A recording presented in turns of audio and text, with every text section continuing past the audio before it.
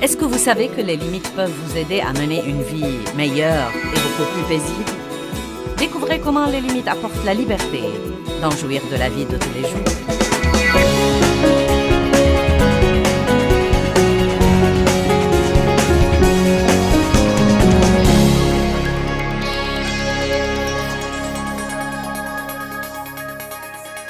Je crois qu'il y a un moyen de vivre et d'être en sécurité, mais il y a aussi des moyens de nous mettre vraiment en danger. Nous allons parler de mettre des limites qui éliminent le stress de votre vie, d'avoir des frontières et des limites et des marges dans votre vie. En réalité, Dieu m'a demandé l'idée de cette barrière et nous allons prétendre que c'est notre zone de sécurité. Et donc, je peux prêcher pas mal de sermons à l'intérieur de cette barrière.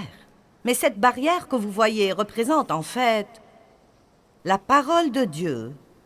Et la parole de Dieu devient vraiment une barrière dans nos vies. Elle nous dit ce que nous pouvons faire.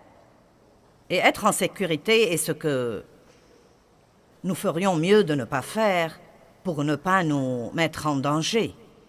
Et un des petits exemples que je vais utiliser ce week-end est que, vous savez, beaucoup de personnes sont exaspérées parce que le chien de leur voisin vient salir leur jardin et ils rouspètent toujours contre le chien et contre leur voisin. Mais la vérité est que s'ils avaient mis une bonne barrière,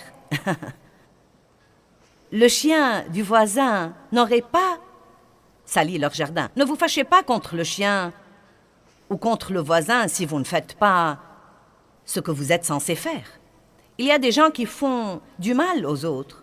Et beaucoup d'entre vous, si je vous demandais combien d'entre vous ont été vraiment blessés par quelqu'un, la plupart d'entre vous vont probablement lever la main. Mais la vérité, c'est que parfois, les gens nous font du mal parce que nous ne mettons pas de limites ni de barrières. Nous ne leur disons pas, vous savez, vous n'allez pas me faire ça et rester en relation avec moi, ou je n'accepte pas ce comportement, je n'accepte pas votre façon de me parler. Et vous allez m'entendre dire ça plus d'une fois ce week-end, mais je vais commencer à le dire maintenant pour que vous commenciez à y penser. Une des raisons pour lesquelles il nous est difficile de mettre des barrières entre nous et les autres, c'est que nous ne le faisons pas assez tôt. Je crois que beaucoup de fois, nous attendons trop longtemps et nous laissons les gens qui sont dans nos vies prendre beaucoup de mauvaises habitudes. Et nous leur laissons passer beaucoup de choses que nous n'approuvons pas et que nous n'aimons pas depuis le début. Mais nous essayons de les éliminer par la prière ou bien, vous savez, nous ne voulons pas blesser ces personnes ou ceci ou cela ou quelque chose d'autre. Et parfois, même en tant que chrétiens, nous nous embrouillons à propos de l'amour et nous ne savons même pas vraiment ce que nous devons dire aux autres ou combien nous devons supporter. Et donc, nous allons essayer de clarifier beaucoup de ces choses-là ce soir. Et nous avons besoin de barrières dans beaucoup de domaines. Et à vrai dire, la discipline, la maîtrise de soi et la discipline, et mettre des frontières et mettre des barrières dans nos vies sont parmi les choses importantes que nous puissions faire. Et comme vous le savez, une vie sans discipline est une vie qui court sûrement au désastre. Et donc, c'est parti. Le message de ce soir s'intitule « Marcher sur le fil du rasoir » et nous trouvons ça fascinant. Et nous disons « Ouais, je marche sur le fil du rasoir ». Eh bien, c'est plutôt devenu une façon populaire de voir la vie aujourd'hui. Mais franchement, Dieu ne veut pas que nous marchions sur le fil du rasoir. Car si vous faites cela, vous n'aurez aucune marge pour quoi que ce soit. Ce que nous devons faire, c'est vivre de façon à avoir la paix et à éliminer le stress de notre vie. J'ai donc une question pour commencer. Est-ce que vous menez une vie vraiment insoutenable? Vous dites, qu'entendez-vous par là? Est-ce que vous vous surprenez à dire, eh bien, je ne peux plus faire ça? Je ne peux pas continuer comme ça? Si je dois vivre comme ça 1 an de plus, ça va probablement m'achever. Croyez-moi, je n'en peux plus, c'en est vraiment trop. Si vous dites des choses comme ça et que vous êtes sérieux, et à vrai dire, ceux qui disent ces choses sont plus nombreux que ceux qui ne les disent pas.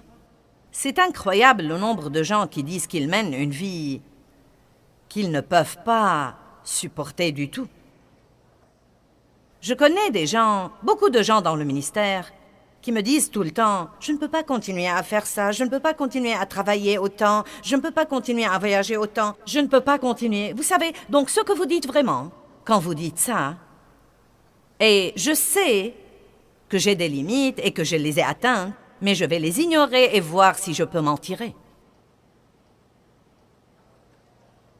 J'ai enseigné un jour un message intitulé « Les avertissements ignorés ».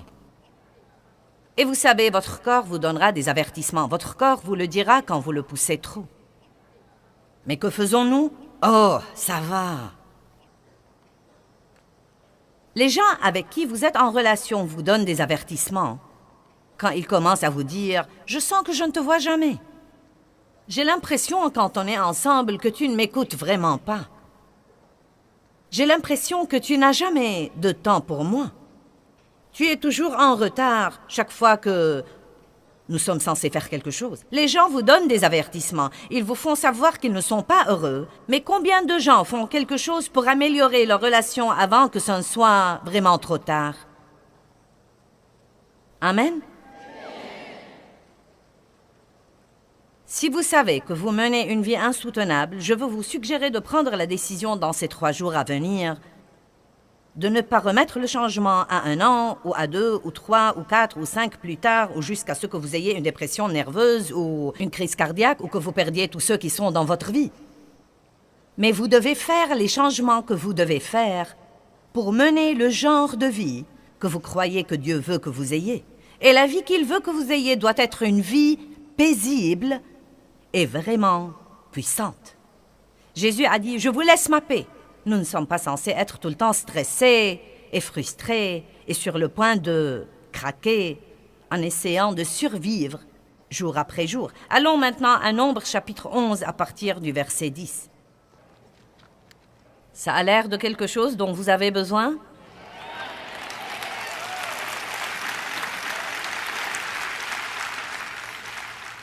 Mettre des limites qui éliminent le stress de votre vie. Et Moïse entendit le peuple qui pleurait, chacun dans sa famille, et à l'entrée de sa tente. Et la colère de l'Éternel s'enflamma fortement. Et cela fut mauvais aux yeux de Moïse. Donc Dieu avait donné à Moïse le travail de mener ce peuple de plus de 6 millions à travers le désert et jusqu'à la terre promise. Ceci aurait pu être un voyage de 11 jours, mais après 40 ans, ils erraient toujours là. Et une des raisons était que chaque fois que les choses n'allaient pas comme ils le voulaient, ils étaient déprimés. Et donc les voilà qui pleuraient de nouveau dans toute la terre, parce que les choses allaient mal. Ils avaient des épreuves, des tribulations, et ils avaient des ennemis. Les choses étaient difficiles, et Moïse en avait vraiment assez. Et il a dit au Seigneur, « Pourquoi affliges-tu ton serviteur? Et pourquoi n'ai-je pas trouvé grâce à tes yeux que tu aies mis sur moi la charge de tout ce peuple? Est-ce moi qui ai conçu ce peuple? Est-ce moi qui l'ai enfanté pour que tu me dises, porte-le sur ton sein comme le nourricier porte un enfant, jusqu'au pays que tu as juré de lui donner? Où prendrais-je de la viande pour donner à tout ce peuple? Car ils pleurent auprès de moi en disant, donne-nous de la viande à manger. » Regardez le verset 14. « Je ne puis pas à moi seul porter tout ce peuple, car il est trop pesant pour moi. » Maintenant, la raison pour laquelle je soulève cette question, c'est que c'est très démodé dans notre culture américaine d'aujourd'hui de dire « j'en ai assez et je ne peux plus supporter ».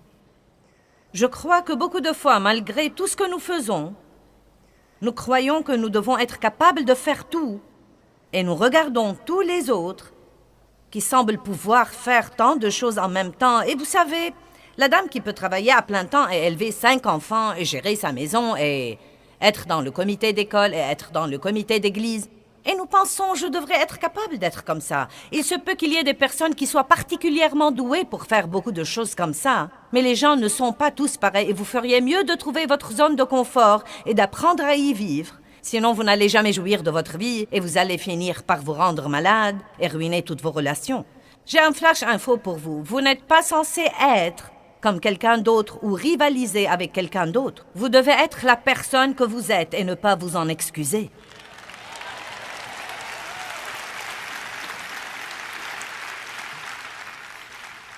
Il n'y a pas de mal à dire « J'ai atteint ma limite ».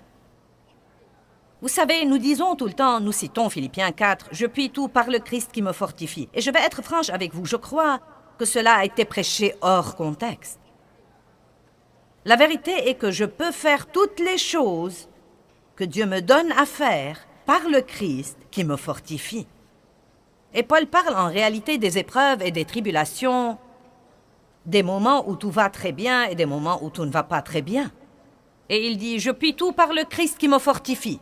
Car la Bible nous promet que, quel que soit ce qui vient contre nous, Dieu va nous donner la capacité de le supporter et il va nous montrer le moyen d'en sortir. Mais nous utilisons ce verset pour dire que nous pouvons avoir 3 emplois et faire ceci et faire cela et faire ceci et cela et quelque chose d'autre sans jamais nous reposer et sans jamais dormir et en maltraitant notre corps. Je puis tout par le Christ qui me fortifie.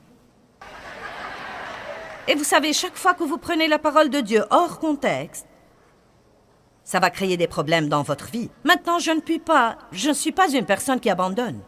Je fais des séminaires au sujet de ne jamais abandonner et je crois qu'une des raisons pour lesquelles je suis toujours là aujourd'hui, c'est que j'avais cette détermination obstinée de ne pas abandonner. Mais je dois cependant vous dire que vous ne pouvez pas aller au-delà de ce que Dieu vous a appelé à faire. Et vous ne pouvez pas aller au-delà de la grâce de Dieu sur votre vie. Et si ce que vous faites est la volonté de Dieu, il devrait y avoir la grâce, c'est-à-dire sa puissance, qui vous permet toujours de le faire facilement et en ayant toujours la joie. Nous ne sommes pas censés lutter avec tout ce que nous faisons, et tout n'est pas censé être dur, et nous ne sommes pas censés toujours nous pousser. Il y a un temps pour se pousser, et il y a un temps, vous savez, pour s'avancer. Mais tant de gens vivent comme ça parce qu'ils essayent de se maintenir au niveau d'une certaine idée que nous avons aujourd'hui dans notre société ainsi que dans notre culture et qui tue en réalité la plupart des gens. Amen? Vous êtes tous comme...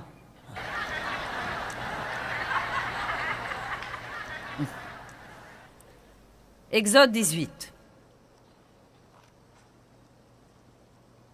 Écoutez-moi bien. Y a-t-il quelqu'un que vous connaissez et que vous aimez et respectez, qui est un bon ami à vous, qui vous dit que vous devez faire des changements radicaux dans votre vie?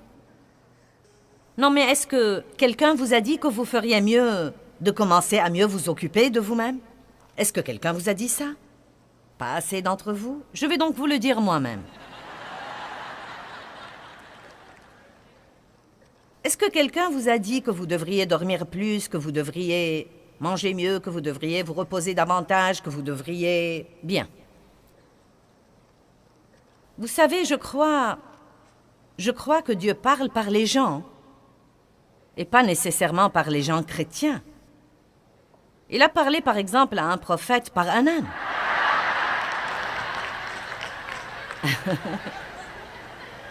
Amen.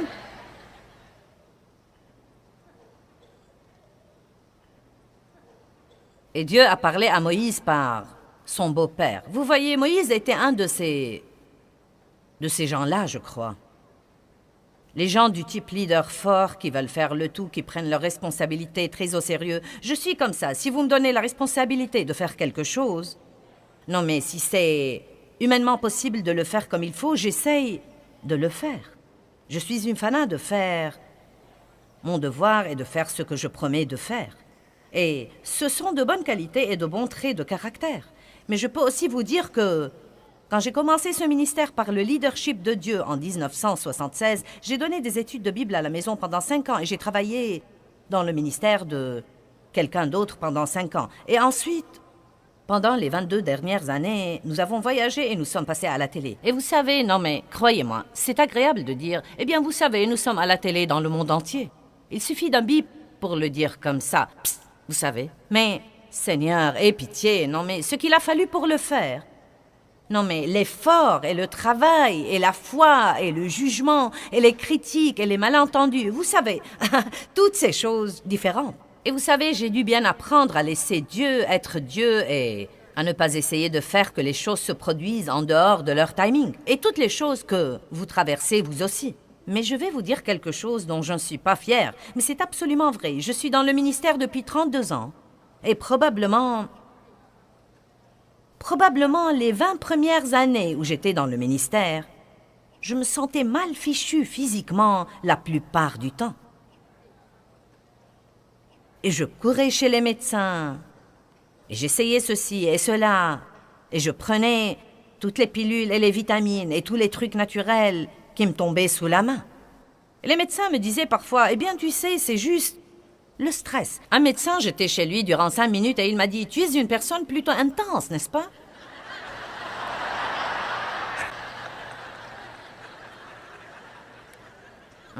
Non, ce n'est pas vrai, je ne suis pas intense et je ne suis pas du tout stressée. Et je ne comprenais pas. Non, mais je ne comprenais vraiment pas. Tout d'abord, j'ai grandi dans une maison abusive et donc j'avais beaucoup d'insécurité. Je ne me suis pas rendu compte que bien que Dieu m'ait appelé au ministère, j'avais toujours quelques mauvais motifs et quelques mauvaises façons de penser parce que je tirais mon estime et je tirais ma valeur de ce que je faisais. Et Dieu ne veut pas que vous tiriez votre estime et votre valeur de ce que vous faites. Il veut que vous sachiez qui vous êtes en lui et ensuite ce que vous le faites pour lui, avec sa grâce et son aide dans votre vie. Et ensuite, vous pouvez en jouir. Et donc, vous savez, les médecins me disaient tout le temps, « Eh bien, tu sais, ton problème est le stress. » Et je leur disais, « Ce n'est pas le stress !» Non, mais cela m'exaspérait parce que je ne savais même pas. Je croyais que le stress voulait dire que je ne savais pas m'y prendre avec la vie. Je voyais que le stress voulait dire que, vous savez, que vous n'aimez pas ce que vous faites. Et je leur disais, « J'aime ce que je fais. Je fais ce que je suis appelée à faire. Ne me dites pas que je ne sais pas m'y prendre avec la vie. Vous devriez voir tout ce que je fais. »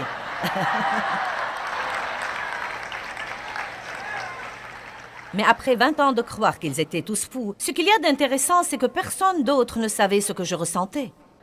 J'ai juste continué à me pousser, à m'avancer. Non, mais je voyageais et je faisais des réunions et... Non, mais vous savez, nous faisons environ 13 conférences par an ici aux États-Unis et nous allons à l'étranger 3 fois par an. Et je fais des séminaires et d'autres choses comme ça et beaucoup de télé. Mais il y a eu un temps où je faisais 36 conférences par an, c'est-à-dire que je faisais 3 conférences tous les mois. Maintenant, vous savez quoi? C'était idiot. Non, mais la seule chose que je peux dire, c'est que c'était vraiment idiot. Et ensuite, entre ces choses-là, je faisais des séminaires. Vous savez, j'y repense et je me dis... Si ce n'était la miséricorde de Dieu, je serais morte.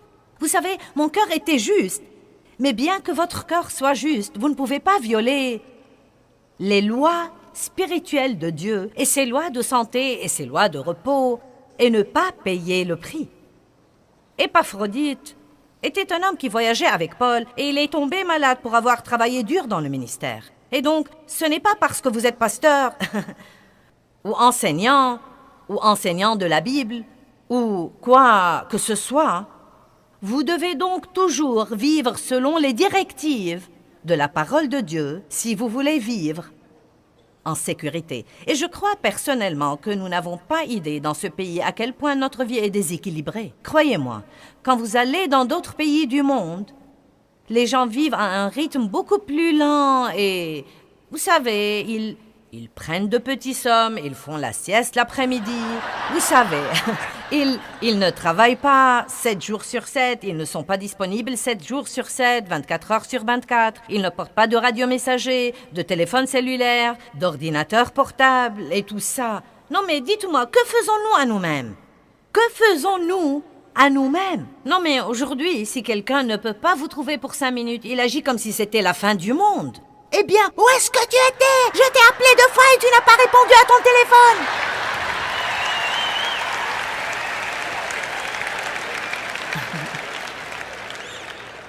Mais voilà la chose que je veux vous dire. Écoutez-la, s'il vous plaît. Le monde ne va pas changer. Le diable ne va pas changer. Vous n'êtes pas sûr que les autres personnes dans votre vie vont changer. Il n'y a donc qu'un seul choix que vous avez. Si vous voulez que quoi que ce soit change, vous devez vous-même le changer.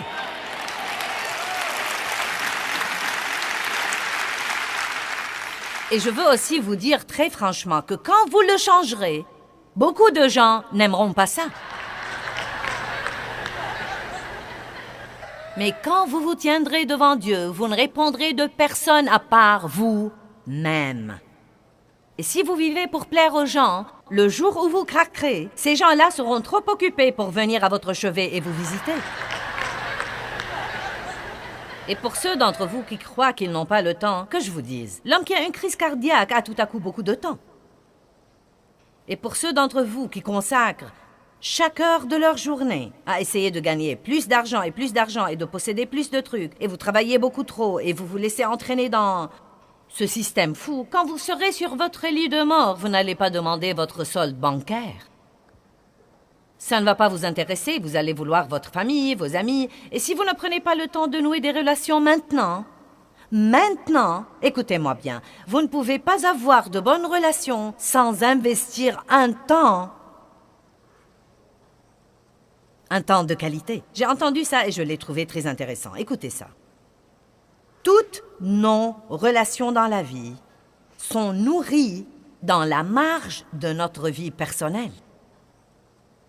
Et votre marge est le temps que vous avez entre vos différentes activités. Comme, quelle est la marge que vous avez le matin avant de quitter la maison pour courir au travail? Quelle est la marge que vous laissez entre les rendez-vous?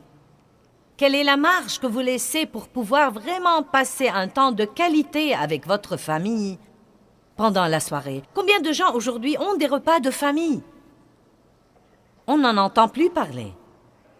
Une des choses dont mes enfants se souviennent, c'est que tous les soirs, quand ils étaient petits, nous nous mettions à table et nous avions notre repas de famille.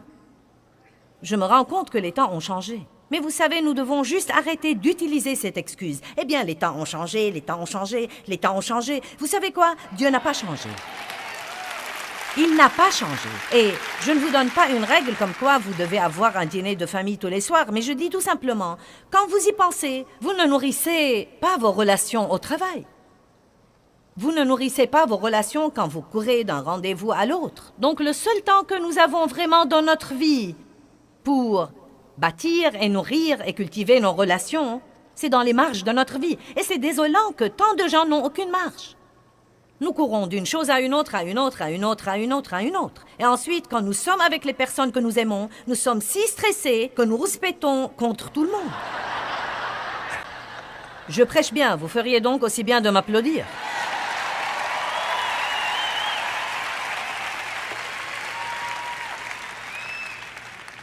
Donc, j'ai pris la décision il y a plusieurs années. Il y a 12 ans, car j'étais malade pour 20 ans et j'enseigne depuis 32 ans. Eh bien, j'ai pris la décision de jouir vraiment de ma vie. Cela me tenait tellement à cœur que j'ai changé le nom du ministère. Car Jésus a dit, « Je suis venu afin que vous ayez la vie et que vous en jouissiez et que vous l'ayez abondamment, complètement jusqu'au débordement. Et puisque Jésus est mort pour moi, pour que j'aie la vie et pour que je jouisse de ma vie, je ne vais plus laisser le diable me la voler. »